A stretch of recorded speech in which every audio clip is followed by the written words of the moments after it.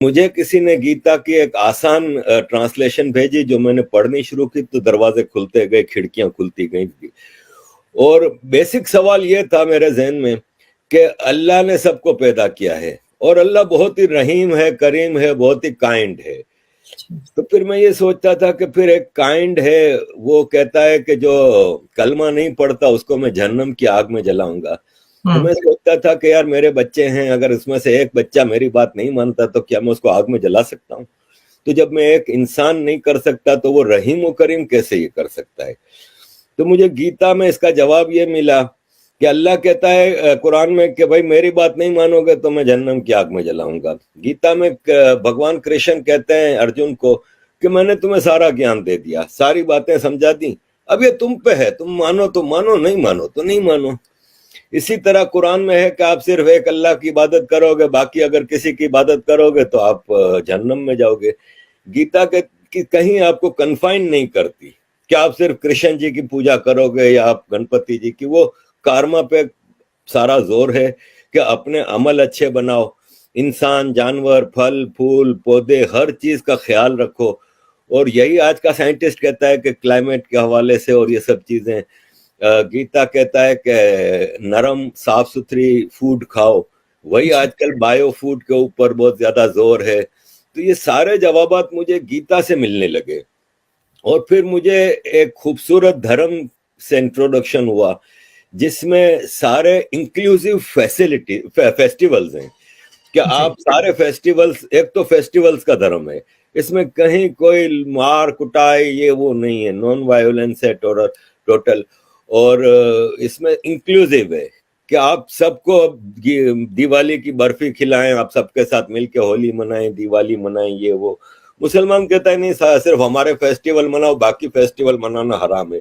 اس طرح کی کئی چیزیں مجھے کئی سیکھ ملی جس سے مجھے یہ فیل ہوا کہ یہ جو ہندو دھرم ہے نا، سناتن فلسفی، یہ ایسا نہیں ہے جیسے ابراہمک ریلیجن میں ہے کہ ایک آدمی آتا ہے اور کہتا ہے کہ میں جی ہوں پروفٹ، مجھے اللہ نے بھیجا ہے اور مجھے یہ کتاب دی ہے اور یہ آسمان سے اتری ہے اور یہ رولز آف لائف ہیں، یہ آپ نے ہر حالت میں فالو کرنے اور تلوار کے زور پہ.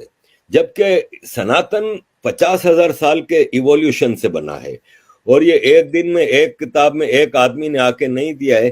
اس میں وید آئے، پرانے آئے، گیتا، رامائن، اس میں مختلف دور میں مختلف سیکھ دی گئیں اور ایک بیسک آئیڈیولوجیکل فیض ڈیولپ ہوا جس میں کہیں بھید بھاؤ نہیں ہے.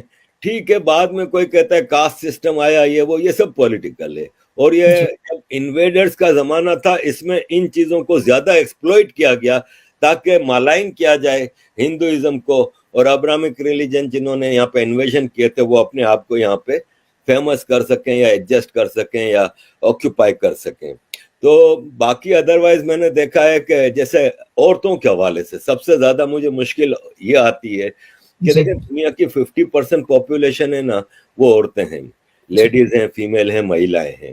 اور اسلام میں کلیئر الفاظ میں، آج صبح ہی میں نے ویڈیو لگائی ہے کہ کلیئر الفاظ میں کہا ہے کہ عورت ہے نا وہ مرد کی غلام ہے، اور مرد جب جس وقت جیسی بھی حالت ہو عورت کی وہ بلائے تو عورت اس کو اوبے کرے. اور ایک طرف کہا جاتا ہے کہ اسلام نے عورت کو اتنا بڑا درجہ دیا کہ اس کے پاؤں کے نیچے جنت رکھ دی، لیکن وہی ماں اپنے شوہر سے کے ہاتھوں پٹتی رہتی ہے، وہی ماں اپنے بیٹے کی اجازت کے بغیر گھر سے باہر قدم نہیں رکھ سکتی.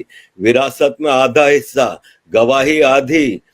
پروفٹ محمد کہتے ہیں کہ میں جب گھوڑے پہ بیٹھ کے اڑ کے آسمان جا رہا تھا اللہ سے ملنے کے لیے تو مجھے جہنم دکھائی گئی، تو میں نے کہا جہنم عورتوں سے بھری ہوئی ہے. ایک عورت نے سوال کیا کہ یا رسول اللہ ایسا کیوں تھا؟ تو بولے اس لیے کہ وہ اپنے شوہر کی بات نہیں مانتی، یعنی غلامی کرو تو تم لوگ تو 50% پاپولیشن کے رائٹس تو ویسے ہی ختم ہو گئے. جبکہ ہندو دھرم میں دیویاں ہیں عورتیں، مسلمانوں میں کوئی دیوی نہیں ہے لیکن ہندو دھرم میں دیویاں ہیں. کہیں ہم نے ہسٹری میں ایسا نہیں دیکھا کہ بھید بھاؤ ہو کہ عورت کی آدھی وراثت ہے یا آدھا حصہ ہے یا یہ وہ. تو یہ ساری چیزیں تھی جس سے مجھے محسوس ہوا کہ the right path is to follow Gita, no other book. جی بہت اچھی بات ہے، مجھے تو بہت خوشی ہوتی ہے آپ نے اتنا اچھا مطلب گیتا کو سمجھنا. میں بھی بہت لیٹ سمجھی لیکن سمجھے تو پتا چلا کہ کیا تھا ابراہمک ریلیجن اور کیا ہے یہ، اس کے بھید ہی ہمیں پتا چل جاتے ہیں.